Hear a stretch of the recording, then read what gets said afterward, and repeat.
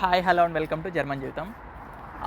ఇంతకుముందు ప్రీవియస్ వీడియోలో నేను పార్ట్ టైం జాబ్స్ ఎలా వెతుక్కోవాలి, జర్మనీలో ఏమేమి పార్ట్ టైం జాబ్స్ ఉంటాయి, స్టూడెంట్స్ ఎన్ని అవర్స్ చేయొచ్చు, మంత్లీ ఎన్ని అవర్స్ చేయొచ్చు, వాళ్ళ శాలరీ ఎంత ఉంటుందని ఇన్ డీటెయిల్గా ఒక వీడియో చేశాను. ఇన్ కేస్ మీరు చూడకపోతే వెళ్ళి ఆ వీడియో చూడండి, తర్వాత ఈ వీడియో చూడండి. ఈ వీడియోలో మెయిన్గా మీరు పార్ట్ టైం జాబ్ చేస్తే మీకు ఎంత శాలరీ వస్తుంది, ఏ స్ట్రీమ్స్లో ఎంత శాలరీ వస్తుంది, తర్వాత మీకు ఇన్ హ్యాండ్ ఎంత చేతికి వస్తుంది, ట్యాక్సెస్ ఏమేమి ఉంటాయి, ఇన్ హ్యాండ్ ఎంత చేతికి వస్తుంది, దాంతో మీరు ఎంత సేవ్ చేసుకోవచ్చు జర్మనీలో స్టూడెంట్స్గా పార్ట్ టైం జాబ్ చేస్తూ అనేది వీడియోలో డిస్కస్ చేద్దాం. ఫస్ట్ ఎక్స్పెన్సెస్ గురించి చూద్దాం. జర్మనీలో స్టూడెంట్స్కి ఏమేమి ఎక్స్పెన్సెస్ ఉంటాయి ఇన్ డీటెయిల్గా ఏమైనా మీకు వీడియో కావాలనుకుంటే, ఎక్స్పెన్సెస్ ఏమేమి ఉంటాయి, ఎంతెంత అవుతాయి, ఎట్లా అని కావాలనుకుంటే ఇంతకుముందు ఒక వీడియో చూసాను, అది చూసేయండి. దీంట్లో జస్ట్ బ్రాడ్ లెవెల్లో చూద్దాము ఏమేమి ఉంటాయి ఎక్స్పెన్సెస్ అని చెప్పి. ఫస్ట్ రెంట్ అనమాట. రెంట్ అనేది డిపెండ్స్ ఆన్ సిటీ. నేనున్న సిటీలో ఇప్పుడు 350 to 450, 500 ఉంటాయి స్టూడెంట్స్కి అయితే, షేర్ రూమ్స్. యావరేజ్గా ఒక 400 వేసుకుందాం. తర్వాత హెల్త్ ఇన్సూరెన్స్ ప్రతి స్టూడెంట్కి మ్యాండేటరీ అనమాట. అది 125 euros కట్టాలి. ఇంకా హెల్త్ ఇన్సూరెన్స్లో అన్నీ కవర్ అవుతాయి, మీకేం మళ్ళీ బయట ఏం ఎక్స్పెన్సెస్ ఉండవు, ట్యాబ్లెట్స్ ఇలాంటివి తప్ప. So health insurance 125 euros. తర్వాత మొబైల్ బిల్లు యావరేజ్గా అంటే మీది depends on person to person ఉంటుంది. మీరు తక్కువ ప్లాన్ తీసుకుంటే 5 euros నుంచి స్టార్ట్ అవుతుంది, మీరు ఎక్కువ ప్లాన్ తీసుకుంటే 20-30 euros కూడా ఉంటుంది.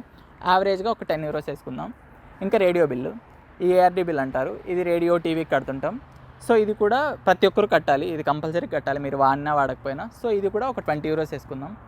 సో మీరు మళ్ళీ ఇంకా మిగతా అంటే ఎక్స్పెన్సెస్, మీ ఫుడ్ కానీ, మీ గ్రాసరీస్ కానీ, మీ బయట ఎక్కడైనా మీ అంటే మిస్లీనియస్ ఎక్స్పెన్సెస్ ఇలాంటివన్నీ ఉంటాయి కదా.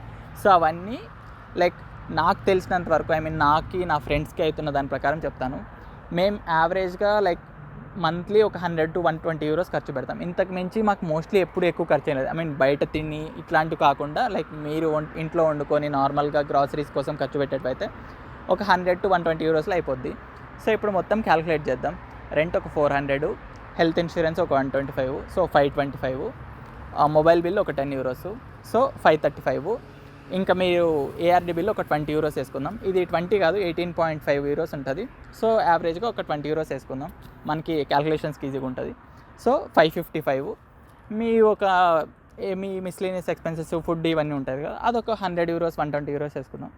సో యావరేజ్గా స్టూడెంట్స్కి జర్మనీలో ఇంత అవుతాయి. ఇది అప్రాక్సిమేట్ ఫిగర్ చెప్పాలనుకుంటే 650, 660 to 700 ఈ రేంజ్లోనే మోస్ట్లీ అవుతుంటాయి. ఇన్ కేస్ మీరు బయట తినేయాలి ఇలాంటివన్నీ అనేటివి ఇంకా మీ ఇష్టం, అది మీరు ఎక్స్ట్రా వేసుకోవాల్సిందే. నేను చెప్తుంది మాత్రం యావరేజ్గా ఒక స్టూడెంట్స్కి ఎంత ఖర్చు అవుతుంది అని చెప్పి. సో 650 to 700 euros ఒక యావరేజ్ స్టూడెంట్కి అవుతుంది. యావరేజ్గా మీరు ఖర్చు పెట్టుకుంటే 650 to 700 అవుతుంది.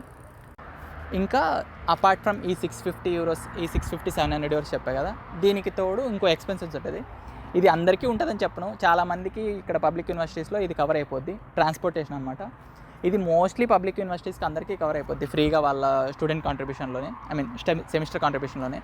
ఇన్ కేస్ మీకు కవర్ కాలేదు అనుకుంటే ఒక మంత్లీ 50 euros వేసుకోండి. ఇక్కడ డచ్ ల్యాండ్ టికెట్ అని చెప్పి జర్మనీ మొత్తం తిరగచ్చు 49 euros. ఆ టికెట్ ఒక 50 euros వేసుకోండి. సో ఇది మొత్తం. ఇది కాకపోతే ఇది మోస్ట్లీ అందరికీ కవర్ అవుతుంది. సో ఇది ఇన్ కేస్ మీరు కవర్ కాకపోతే ఎక్స్ట్రా ఎక్స్పెన్సెస్ లాగా అవుతుంది. ఇది అలా కాకుండా అయితే 650 to 700 euros అవుతుంది. ఇప్పుడు ఇవి ఎక్స్పెన్సెస్ కదా. ఇప్పుడు మీరు జాబ్ చేస్తే, పార్ట్ టైం జాబ్ చేస్తే ఎంత వస్తుంది అనే దాని గురించి మాట్లాడుకుందాం. ఇన్ కేస్ మీరు ఆడ్ జాబ్ చేస్తుంటే జర్మనీలో, మీరు ఆడ్ జాబ్ చేస్తే ఎంత లేదనుకున్నా అట్లీస్ట్ మీరు ట్యాక్స్ ఇవన్నీ పోయి అట్లీస్ట్ 1000 euros వస్తుంది మీకు పర్ మంత్. అలా కాకుండా మీరు టెక్నికల్ జాబ్ చేస్తున్నారు, మీరు ఇండస్ట్రీలో జాబ్ చేస్తున్నారు, కంపెనీస్లో జాబ్ చేస్తున్నారు, లేదంటే కాలేజ్లో మీరు అసిస్టెంట్గా చేస్తున్నారు అనుకుంటే ఇంకొంచెం ఎక్కువ వస్తుంది, అరౌండ్ 1200, 1300 ఇలా వస్తుంటాయి. ఇంకొంతమందికి బెస్ట్ కేస్లో 1300, 1400 కూడా ఇన్ హ్యాండ్ శాలరీ వస్తుంది. కానీ ఇప్పుడు మనం యావరేజ్గా ఒక 1100, 1200 తీసుకుందాం. లేదనుకుంటే ఇంకా వర్స్ట్ కేస్ అనుకుంటే 1000 తీసుకుందాం.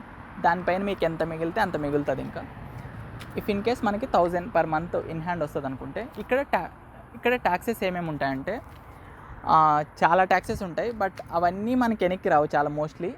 మెయిన్ మనకి ఇక్కడ పిఎఫ్ కూడా కట్ అవుతుంది. ఆ పిఎఫ్ ఇక్కడ మీరు 1000 euros వస్తుంది అనుకుంటే, ఇన్ హ్యాండ్ వస్తుంది అనుకుంటే, మీకు పిఎఫ్ కూడా ఆల్మోస్ట్ ఒక 100 euros కట్ అవుతుంది.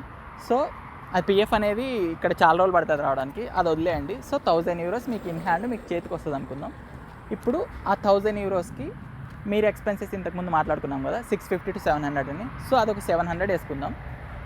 ఇలా 300 euros మిగులుతుంది పర్ మంత్. 300 euros అంటే అప్రాక్స్గా ఇండియన్ రూపీస్లో ఒక 25 to 27,000 అనుకోండి. సో ఇంత మిగులుతుంది. ఇఫ్ ఇన్ కేస్ మీకు ఇంకా 1000 కంటే ఎక్కువ వస్తుంటే, లైక్ ఇఫ్ ఇన్ కేస్ మీకు ఒక 1200 1300 వస్తుంటే యావరేజ్గా ఒక 40-50K దాకా మిగులుతుంది పర్ మంత్. ఇండియన్ రూపీస్లో 40-50K దాకా మిగులుతుంది. ఇంతకుముందు పార్ట్ టైం జాబ్ గురించి లైక్ ఆ శాలరీస్ మీరు ఎంత మిగిలొచ్చు అని మాట్లాడుకున్నాం కదా. ఇఫ్ ఇన్ కేస్ మీకు ఇంకా పార్ట్ టైం జాబ్ రాలేదు, బ్లాక్డ్ అమౌంట్తోనే సర్వైవ్ అవుతున్నారు, సో అప్పుడు ఎంత మిగులుతుందో చూద్దాం. మేము ఉన్నప్పుడు బ్లాక్డ్ అమౌంట్ 934 euros వచ్చేది పర్ మంత్. అంటే అప్రాక్స్గా మీరు 11,402 సంథింగ్ ఎంతో పర్ ఇయర్ మొత్తం బ్లాక్డ్ అమౌంట్ వేసేది. ఇప్పుడు రివైజ్ చేశారు దాన్ని, ఇక్కడ ఎక్స్పెన్సెస్ పెరిగిపోయినాయని చెప్పి దాన్ని రివైజ్ చేసి 11,900 అండ్ సంథింగ్ చేశారు. సో మీకు పర్ మంత్ 990 euros వస్తుంది అనమాట. ఎగ్జాక్ట్గా చెప్పాలంటే 992 euros వస్తుంది పర్ మంత్.